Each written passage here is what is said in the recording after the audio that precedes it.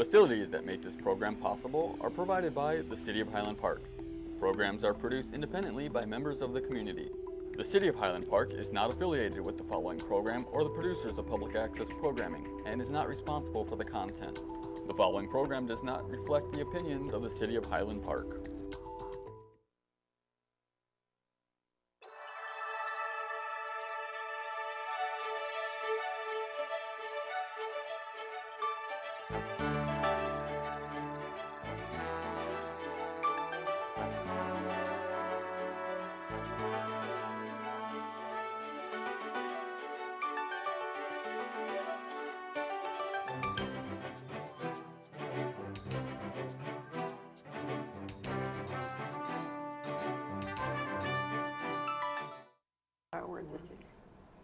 Hello, I'm Joyice of the Highland Park Senior Producers, and today we have a very, very interesting guest for you, Mr. Dave Bolton, and he's going to talk about his encounters and experience with John Wayne Gacy.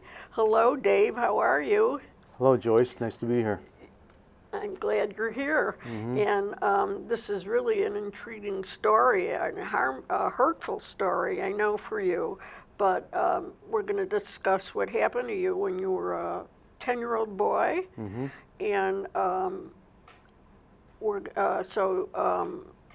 this has, when you went to a resort and everything, do you want to start and tell us the story? Sure. When I was 10, my mother and I went up to a resort just outside Elkhorn, Wisconsin, just a mile or two from a resort called Lake Wandawega. Oh. Lake Wandawega, right just outside Elkhorn, Wisconsin. And there is a very small business, only 5 or 6 cabins, something like that. And I was befriended by a boy who was older than me. Had you ever been there before? Never been, no. Oh, okay. Never been there before. It wasn't a place we would go every summer, no. Oh, okay. And he befriended me. I was alone except for my mother and my stepfather came by once or twice. Okay. And he started talking baseball because I probably brought my baseball glove with me. So in retrospect, I think he was reading me to see what I enjoyed, what I liked to do. So he talked baseball with me.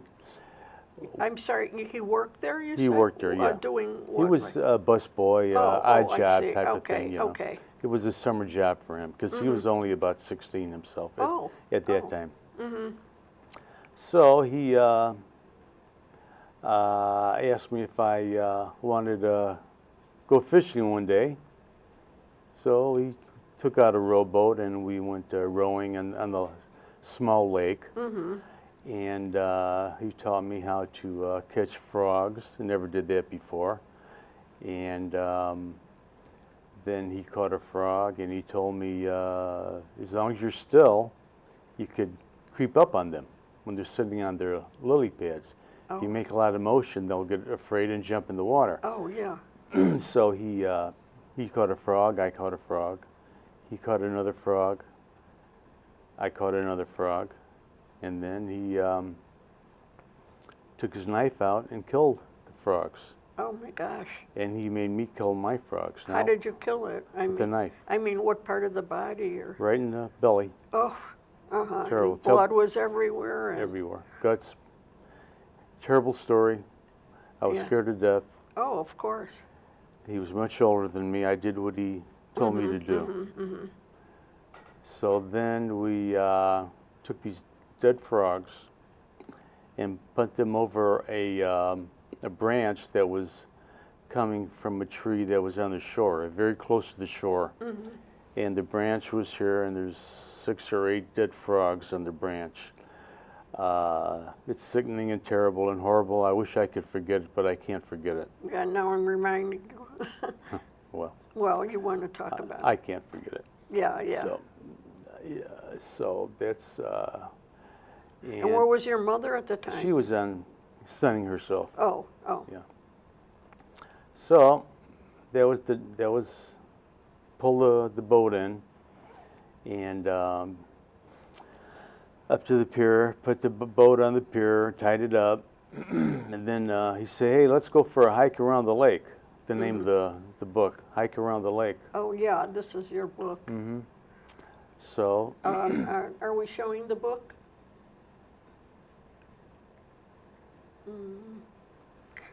It's showing Nemo. Oh, there it is. Okay, fine. That's your book. It's been published. it's been published, and it's a fictional story of my encounter with John Wayne Gacy. I made it fiction to give it a happy ending, because my story isn't so happy. So anyway, he suggested we go for a hike around the lake. I said, okay, let's go for a hike around the lake. So he, not far off from the cabin, he took me into a thicket. He did what? Took me into a thicket, Oh, a thicket. Uh-huh. surrounded by foliage and so forth, and molested me. And this was all new to you because you were only 10 years old. I didn't know what this is about. I didn't like it, Uh-huh. but I didn't know what this was about. And unfortunately, my relationship with my mother was never warm. She never was warm to me. She never was nice to me. Oh, Example: I had four older sisters. There's really? Oh. 4 boys and 2 girls in that order. Not one of her grandchildren like her. Not one. And there's lots of them. There's a whole bunch of them. And She's living? She's not living anymore. Oh. No. She's not. She's never a warm person. Very angry person. I think she was mentally unbalanced. I do. She had 2 husbands, though? She had 2 husbands. Yes. And I didn't know my father, my biological father, till I was about 14 years old. Oh. So anyway, getting back to this occurred, and she wasn't the type of woman that I was able to run and tell her what happened, because she didn't ever want to hear any bad news. Oh. And I knew this at a young age. Don't upset mother. Even if something as horrible as this, I couldn't tell her. I couldn't tell her, and I knew I couldn't tell her because I would be a victim twice. Just you and she went on the trip? Well, my older sister and her daughter were also there. Oh. But they're kind of like off to the side a bit, Oh, you know. okay. And So were you all in one cabin or 2 cabins? no, Separate? we had Okay. our own. They had theirs, we had Okay. ours. So unfortunately, I couldn't tell mother what happened. So, and I knew it, and this is a terrible thing for a kid not to be able to do. I had no one to tell this to. And so I told nobody until about 5 years ago. Not even a teacher or? Oh, no. No. My mother taught me to fear all adults, and I feared all adults. Oh. Because they were authority figure, and respect them, and, you know. But they're there to help people. Yeah.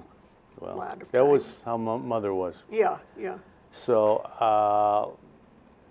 at the age of 17, my life was not very happy.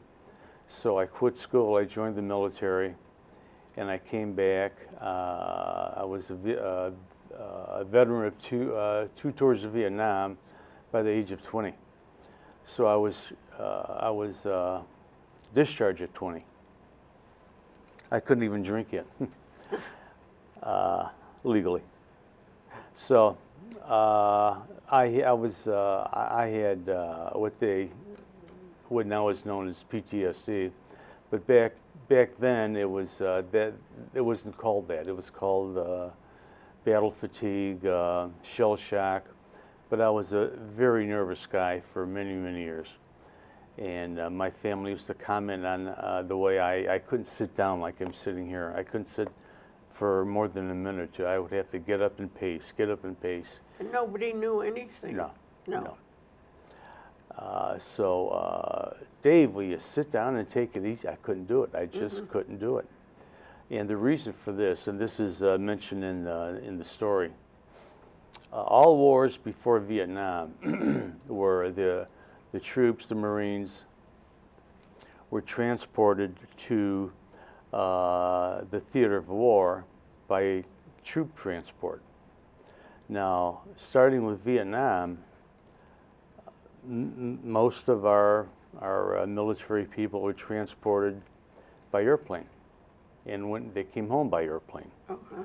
Now, the difference between a troops transport and an airplane for the mental wellness of our troops is that before Vietnam, these fellows would come home by troop transport, and in essence, it became a big therapy.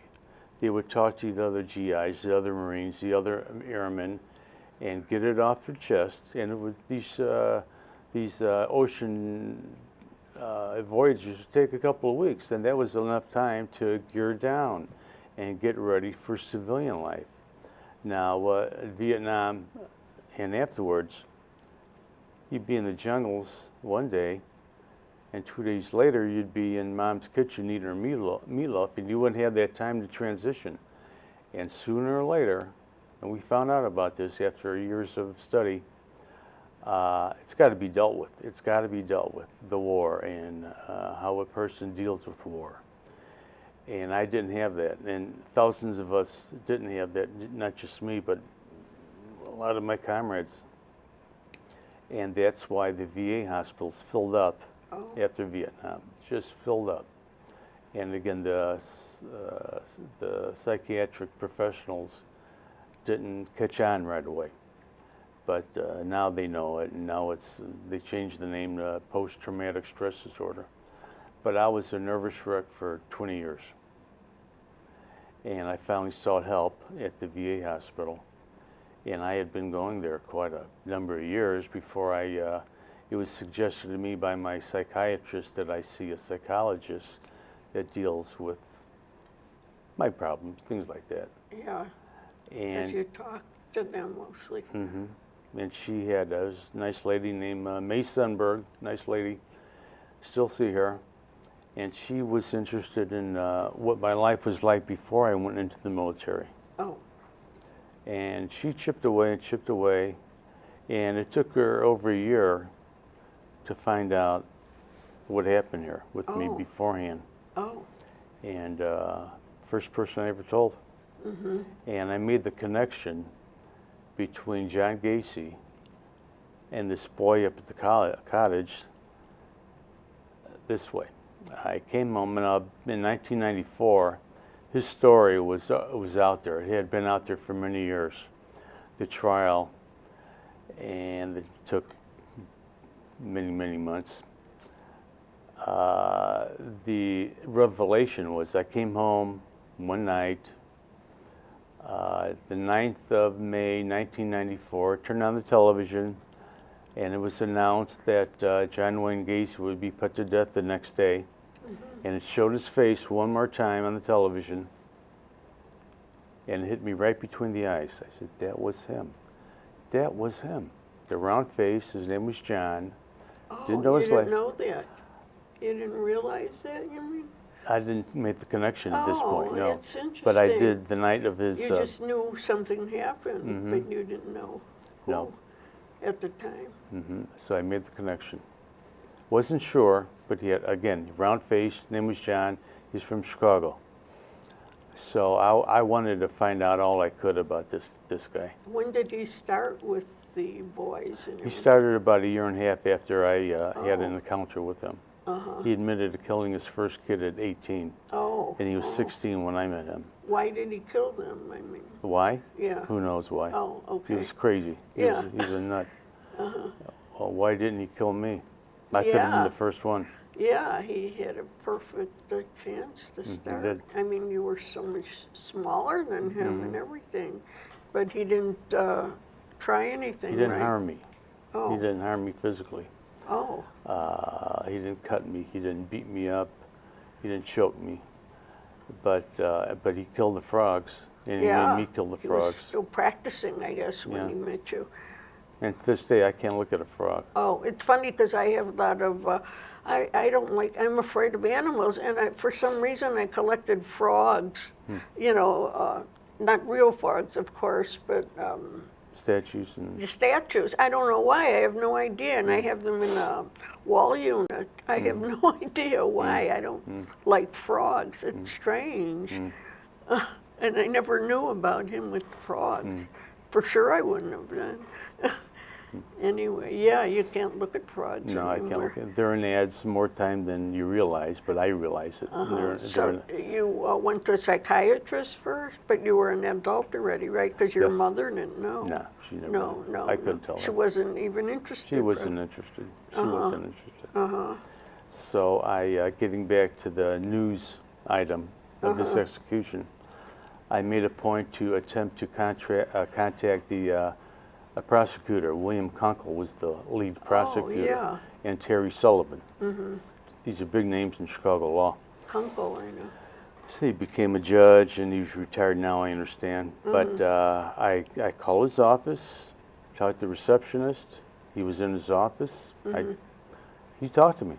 Right then, immediately he got on the phone. I identified myself. I told him what happened in Wisconsin years before. And I asked him, to his knowledge, did he ever have a job in a resort in Wisconsin? He said, yes, he did. Oh. Okay. You don't know if he did this to other boys No. too? Well, Oh, well, yeah. at that time, no, I No, don't know. no. I don't know. But that was enough for me.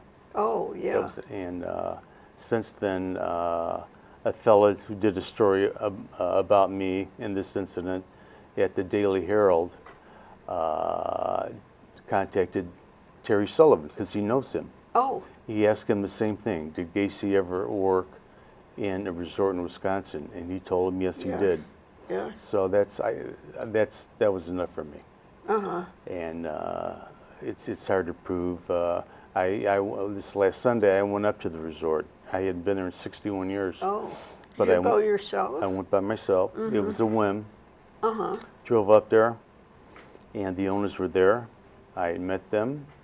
They didn't want any photos taken. I did take a picture of the entrance of the place. And Did you name the place? the name of the place is, No, I mean, you were able to, they let you name them and everything? no, Oh, I they didn't don't want think- their names known. They don't want publicity, No, they probably, don't want no, publicity. because it's probably not good for business yeah. for some reason. I don't know. Yeah, yeah. People are So, strange. Yeah. So I'm going to respect that. And they were pleasant enough, and Uh-huh. we talked about. I was there for quite a while, and we talked about it. And they told me the history of the place, where they bought it from, Oh. how this came about. They're from Chicago. Oh. It's a very small resort. There's only, I think, 5 or 6 cabins, Oh. small cabins, Oh. continuous, not individual. Oh. And the layout is the same as it was. Really? And it was really creepy. It was very creepy. I got an uneasy feeling right now, picturing the place. Yeah. But it hasn't changed. Okay. Do you feel worse that you went? Well, Well, you faced it. I'm 71 years old. I've Oh. had an awful lot of therapy. Yeah, you I don't can look deal your with it. age at all. Well, thanks. Okay. I dealt with a lot in my life. Like I Okay, said, but you didn't really know who he was for a long time, right? no, And I what didn't realize it. what difference did it make then? Not really, nothing. No. But I believe it was him with all my heart. Oh yeah, He's I'm a cool sure. man. And they said he worked there, so it has to have been Yeah. right. And ironically, when he was arrested, cold winter night in Chicago, he was living about a half a mile from me. Oh, really? Yeah. Where he, Wasn't it the anniversary of his death now or something? yeah, May 10th, last week. Oh, Yeah, May 10th was. oh, Yeah. So, and 10. Oh, a 10 already. an offshoot of my therapy with May Sundberg is I decided to write about my own life. Oh, And I wrote handwritten legal sheets, about 20 sheets about my mother, because she was an awful mother, an awful mother. She you was- think you would have had problems even without what happened Yes. to you Yes, because of her? yeah, yes, I do. Uh-huh. So I wrote a memoir about that. And from that, I thought, what's the worst thing that I blame her for? And it was this. Oh. Because she just, yeah, go play with the older boy while I'm having fun. I mean, a much older boy. Oh. My message to moms and dads, babysitters, guardians, if an older kid wants to play with your kid, if this older kid is the type A personality that you think can overpower your child, beware. Beware. You don't know what's in this person's mind. True. If they want to play, bring them to your house and observe. And be home. And be home, for sure. Oh, for sure. Because there's some evil people out there, and they're not even safe with clergy anymore, no, children. no, they're not. So be very aware. It's a mean, evil world out there. So, anyhow,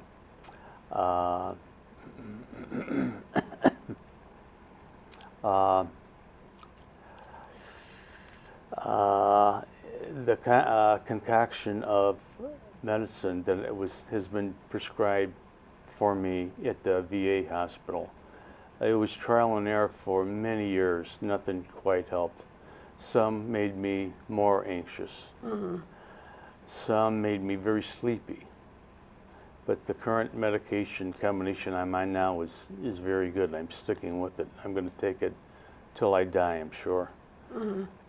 This is the hand that life has dealt me. I'm doing okay now. But it's a dangerous world out there. There's a lot of evil people. I'm getting by with my cocktail of antidepressants, more than one, anti-anxiety medicine, and many other stuff. So, but it took, again, a long time to get the right combination, and now everything's just fine. Did we show the pictures of you when you were young? That I don't know. I don't think Did they? so. Have they been shown? Where are they? They're in the studio. Oh. They might be on the... Oh, there they are. There's the picture. there they How are old now. were you there? I'm 10 years old here. Oh, so cute. You still look like that. Okay, good. Normal little boy, right? Yeah, just the viewers, imagine an older kid doing something mean, cruel, evil, sexually to a boy this young. That's why I say, watch these older kids. Keep an eye on them. Yeah, nowadays, yeah, especially things are. Yeah, and you know, I mentioned a minute ago, he admitted to killing his first kid at 18. He was 16 here. I could have been the first one. I should have been the first one. Yeah, you got away. Yeah. I mean, you didn't get away, but you were lucky, I guess. Yeah. What he did with these frogs. Did you see him after that No. particular day? Did he want to see you? I saw him one time, and I just kept walking. Oh, okay. Did he on the try grounds. to? Yeah, he said hello or something. Oh, but nothing else. No. No. Okay. So, a terrible, awful story. I'm sorry it happened. I wish I could erase it from my memory, but I can't do it. I can't do This is your book. A hike around the lake. That's what he said minutes before he molested me. Oh. Hence the title. But this book has got a good ending, not like my story. Oh. Well, you're getting better, right? Yes. I hope mean, so. you're trying. yeah. I mean, you're. Okay, we only have a few more minutes, 5 more minutes yet. So, Okay. I mean, you look for help. You've gone for care and counseling, and I mean, and I always tell people, and they get mad at me. It could have been worse, but people get mad at me when I say that because, like. Everybody thinks it's the worst, but there's always a worse. But That's this right. wasn't good. What happened? You know, not at all. It could have killed me. It left you damaged all these years. I mean, you know, I don't know what the right word would be. Affected.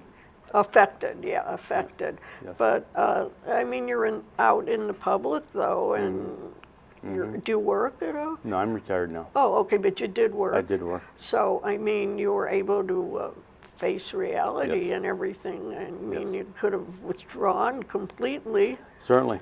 Yeah, so you've helped yourself. I mean, it was a terrible thing that happened to you, but like you said, he could have killed you too. Not, you probably wouldn't know the difference now, but Probably not. but well, I don't know. I shouldn't go into that. But anyway, I give you credit for helping yourself and going for help. And you had a bad background to begin with. I mean, so that didn't help. Definitely. I mean, you know, between your mother and him, but we're talking about him anyway, not your mother now.